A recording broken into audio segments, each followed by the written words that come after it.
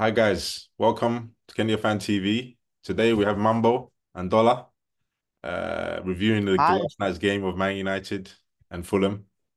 So guys, I'm sure. I mean, I 90 minutes. That seemed a long game yesterday. I mean, it's always the first game of the season. It's just everyone's a bit rusty and dry. What do you, Dollar? You the Man United guy. Tell us how you feeling about last night. Definitely happy that Manchester United secured a win, let win. But I still think there is some progress there is some progress has been seen as compared to last season. But there's also some big work that Eric Ten Hag needs to do going forward. But all in all, it was a good game for me. Mambo, that I don't know how was it for you, man? Because man, I struggled to watch that. It seemed a bit dry, man. I was thinking Man United cannot go on like this season. I'm so disappointed. I was so hopeful that Fulham will beat Manchester United. They were pressing well. They missed some opportunities. And when Manchester United start winning through scrappy goals, like goals from nowhere, Hmm. But they then had we know the chances. gods Fulham are. had chances, man. Fulham wasted a lot of chance. Fulham has so many chances. And the moment you see Manchester winning this way, I think God is coming back to them now. You reckon? I mean, Yeah. I was surprised De Ligt didn't start. That was one thing that took me by surprise. But then the rest of the setup, that midfield didn't look compact enough. Fernandes, I didn't know what position he was playing for the first half mainly. He was like he seemed to be even at one point even standing next to the defenders. I mean, is that the tactics for you? I mean, do you see something, Dollar, in this team? Yeah, in the press, that is the pre-match conference. Ten Hag said he doesn't think Zagzi is ready to start yet. So Fernandes was majorly deployed like as a center forward, as a false nine with the freedom to roam. But the big disadvantage that comes with Fernandes playing in that role is sometimes you just need the presence of a center forward when you swing those crosses from right wing, left wing, from the fullbacks. But that was somehow lacking. And then Fernandes also has some deficiencies like the aerial ability as well as that press or man-to-man marking for the central defenders was somehow missing for me yesterday. You know, another part I remember yesterday. I mean, that miss from when Rashford had an easy little side pass to Garnacho and then he put the ball behind him. I mean, if your guy from the subs bench did score yesterday, the whole game will be remembered for that useless pass by Rashford. I remember. No, I told you yesterday when we were talking that Garnacho is a star boy. Even though he provided the assist, he has so much. He is a star boy. He wants to be the main,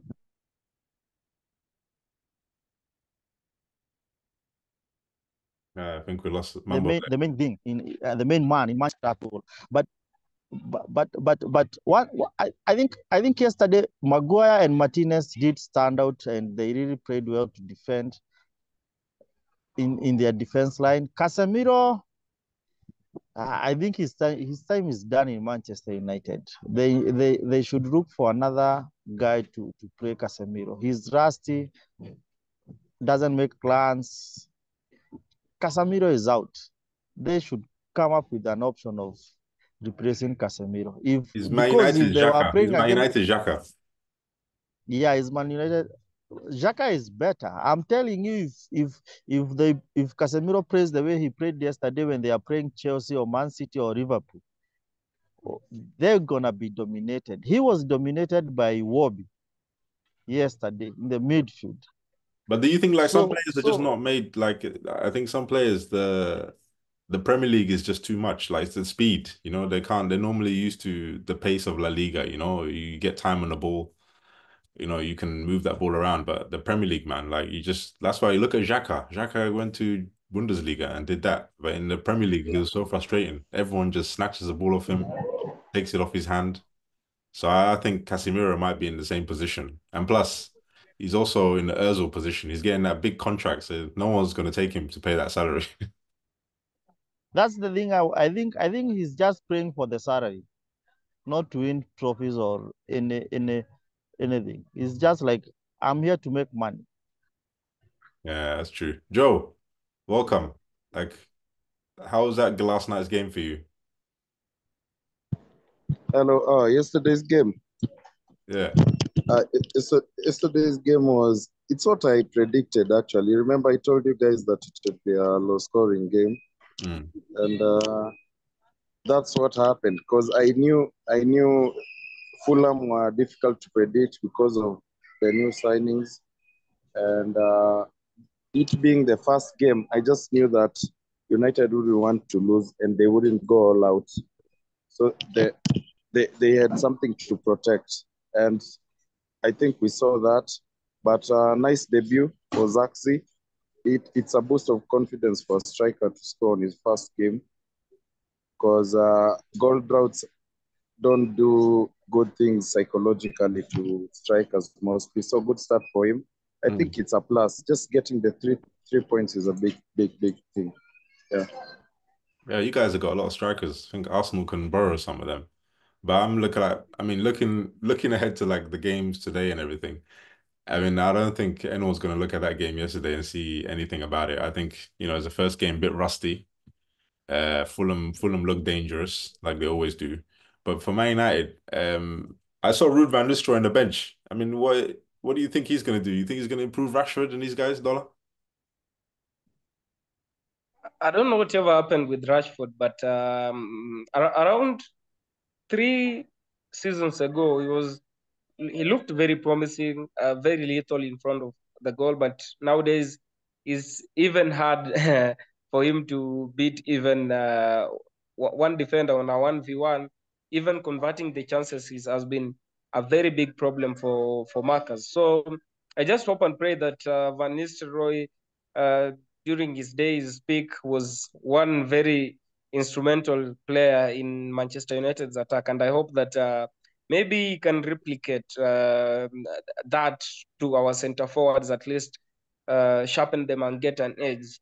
Personally, I will say it's not quite good for me if or the score lines of 1-0, 2-1 at times, especially scoring one goal while you have several attackers on the field shows there's some deficiency, especially when it comes to converting chances.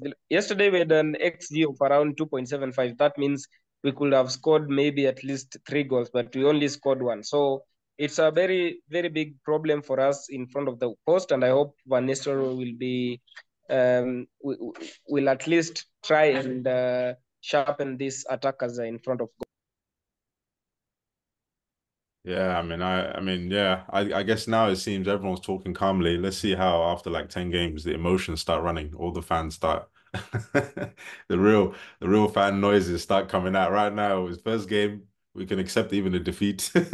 We can we can allow many things. So at least United, you got off a good start yesterday, getting that win today. But your problem was always last season, I think, was defense. You letting a lot of goals, man. Like everyone just came and just went through United. It doesn't matter if it was home or away. I'm thinking Delete. I mean, who do you think is going to be playing? Because Delete is going to play. Who's going to be playing in the middle with him, Mambo? It's very tricky. Ten Hag is a man full of surprises.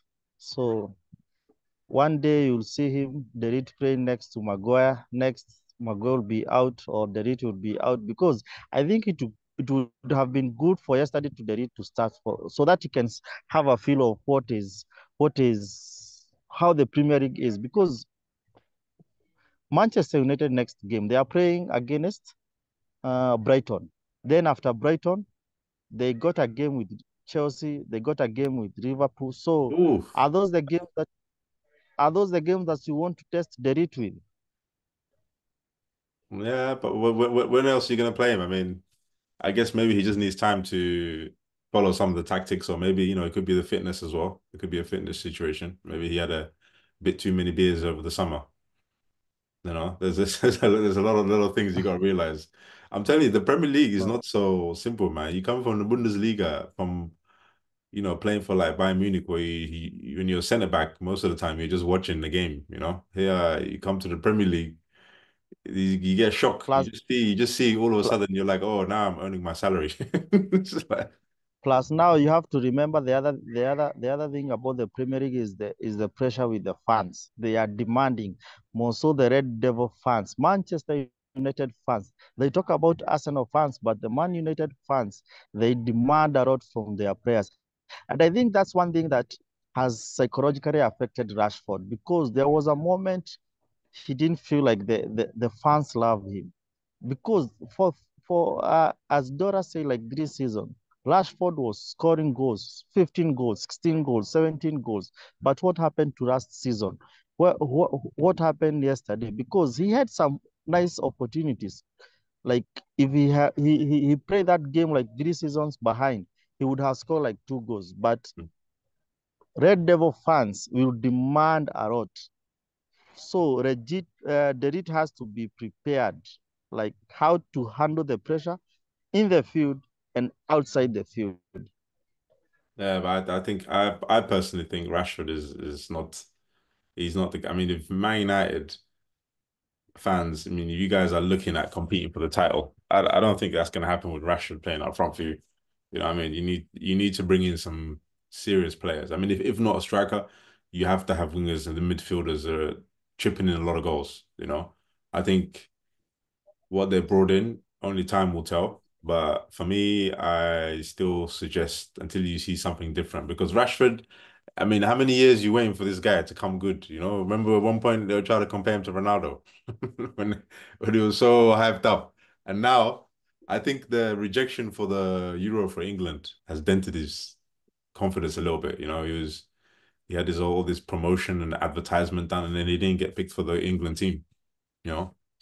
And now he's just got to come back and watch some of these guys that played in the tournament and played I, in the final. I mean, Joe, isn't that? I, Don't you think that, I, that's I, like moral killing there? I used to call him Rashdinho at some point. Yeah. Oh my God. I used, Yes. I used to call him Rashdinho.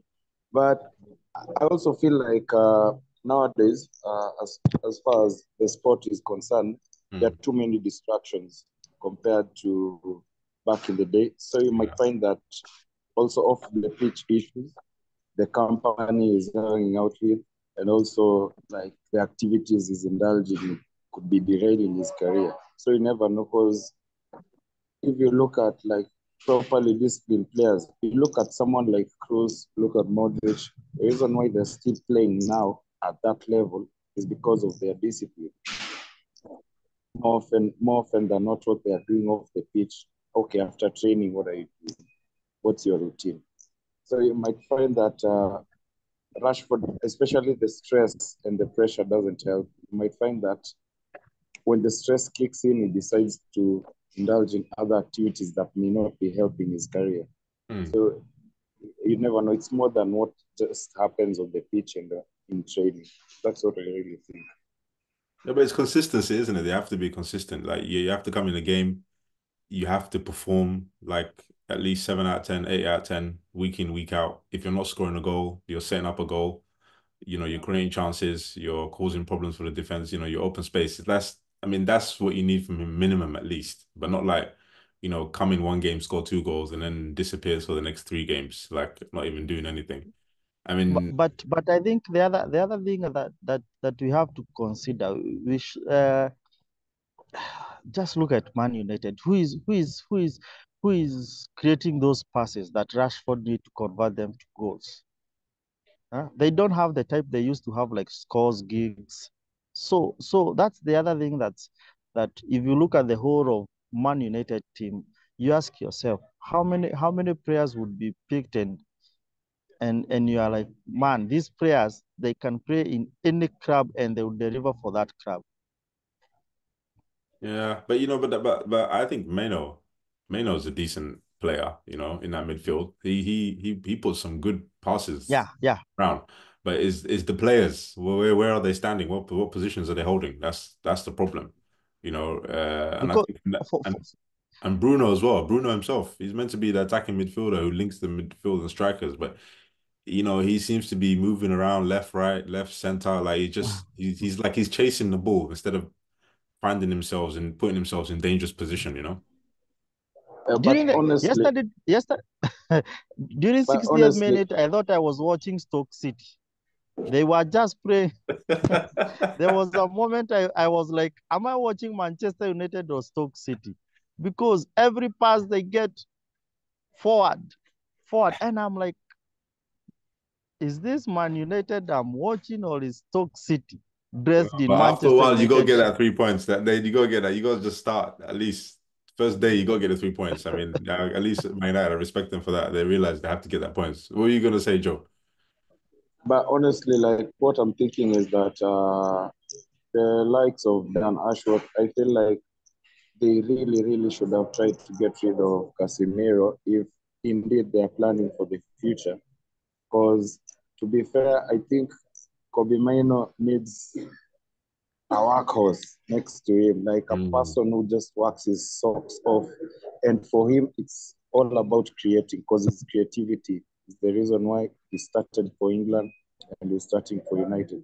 I Yeah, but just feel first of like, all, no Casemiro. You're done with Casemiro. He's not going anywhere because you're in the Özil situation with him. No one's gonna pay that uh, salary, and he's not leaving. yeah, but Yeah. I really thought that maybe they would have stricken a deal with the Saudi team, Oh, because they have the money. Saudi have the money.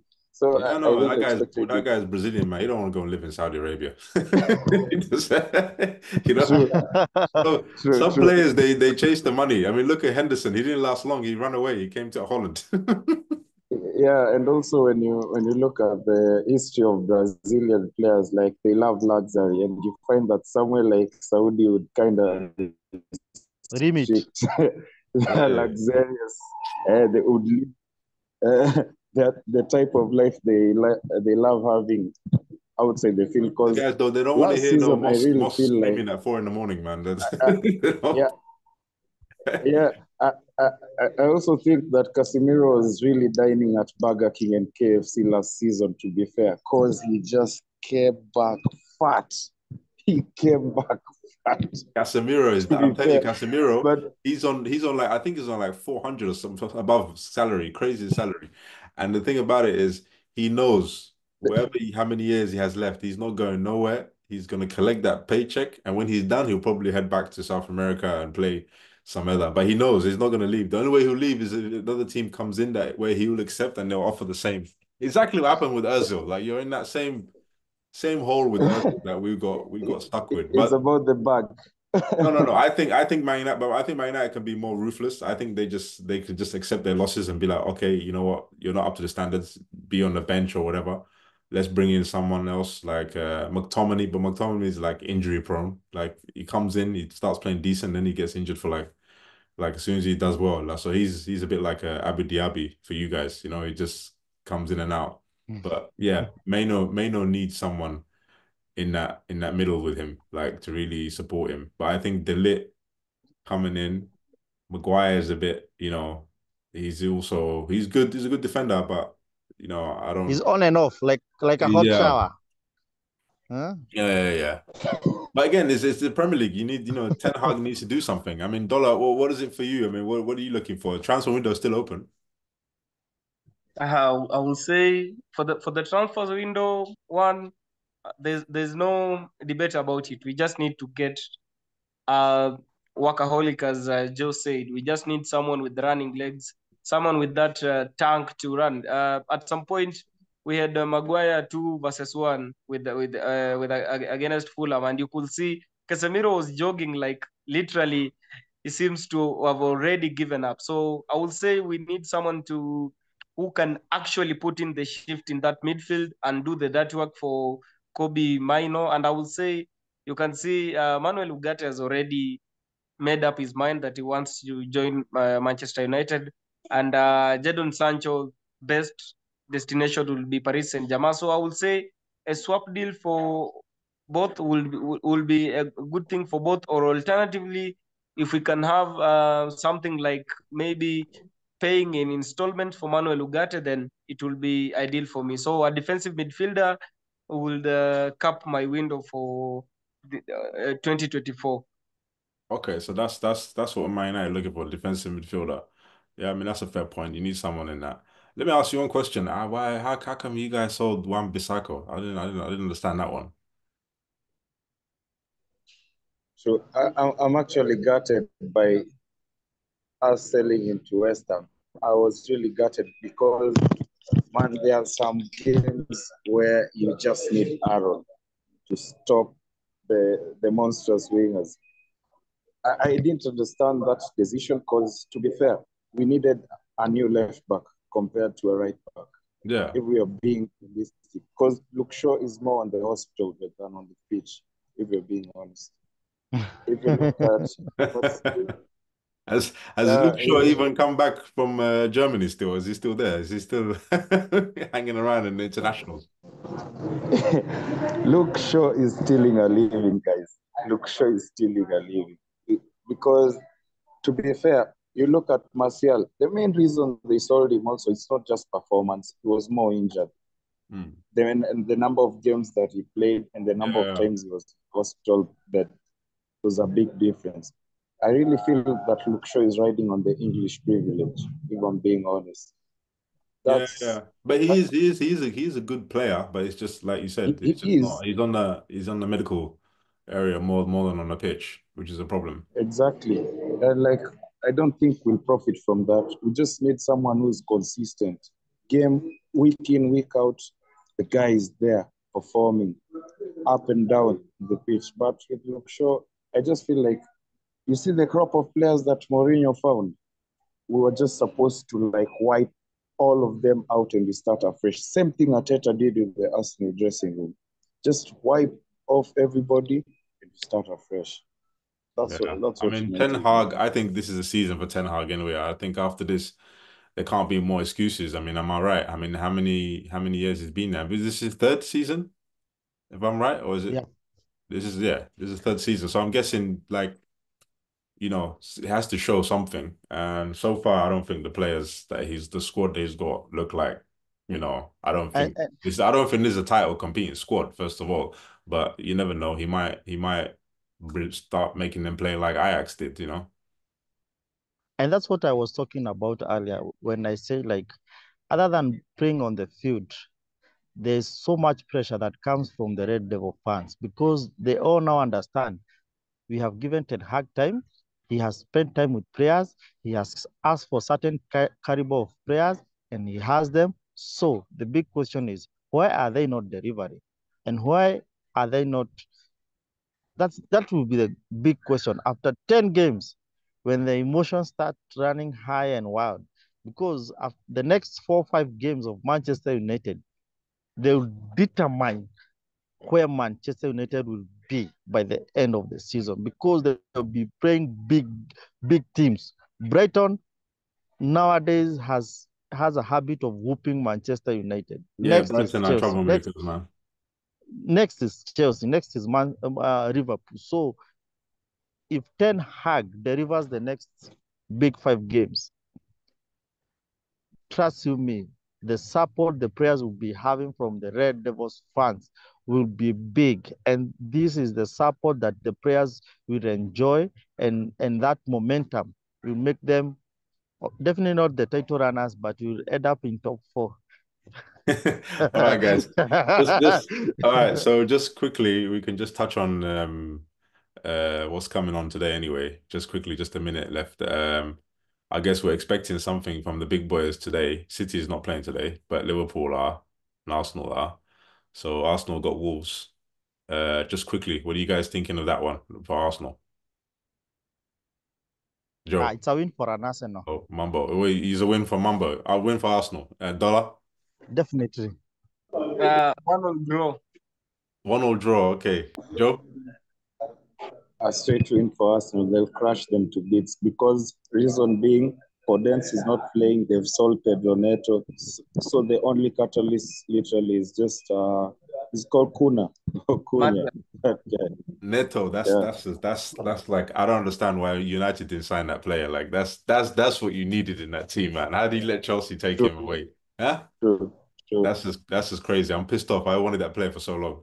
All right, guys. No problem. Thank you. I guess we'll come back and review the rest of the games. But as we say, Man United, it's a good start for them. At the end of the day, you got the 3 points. That's what matters, the first game of the season. Yeah, Bye. true. All right, man. Thanks a lot, guys. Have a good one. Bless up.